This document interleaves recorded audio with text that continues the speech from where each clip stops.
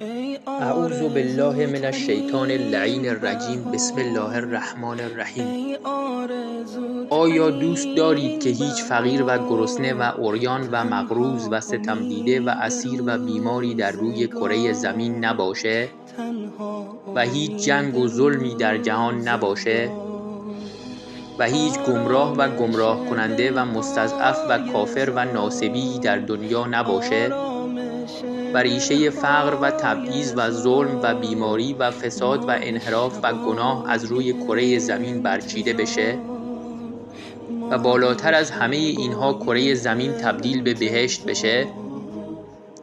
تنها راه چاره برای تحقق این امر ظهور امام عصر عجل الله تعالی فرجه الشریفه و یکی از راه‌های نزدیکتر کردن ظهور احیای امر یا نشر علوم یا احادیث شریفه اهل بیت علیهم السلامه تا جهانیان با آشنایی با اهل بیت علیهم السلام و کلام شریفشون هرچه بیشتر شیعه بشن و تعداد یاران امام عصر عجل الله تعالی فرجه الشریف و دعا کنندگان جهت ظهور بیشتر بشه.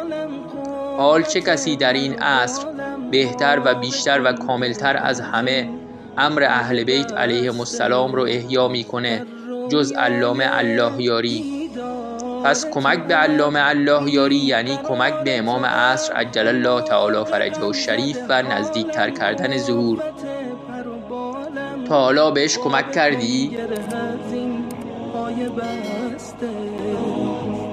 بر روزگار بی حبیب، بر روزگار بی حبیب، جانا تویی تنها طبیب، جانا تویی تنها طبیب.